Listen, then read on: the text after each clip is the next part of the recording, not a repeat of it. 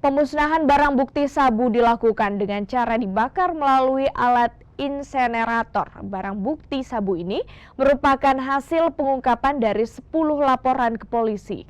Pemusnahan ini dilakukan untuk menghindari barang bukti yang telah memiliki kekuatan hukum ini untuk disalahgunakan.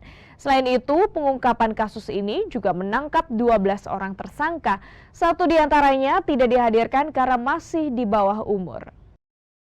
Pemusnahan barang bukti dari periode Januari sampai dengan akhir Maret 2023. Dari periode sekian bulan itu kita bisa mengungkap 32 kasus untuk Direktorat Narkoba sendiri, tetapi dengan barang bukti yang lebih daripada 10 gram itu ada 10 LP.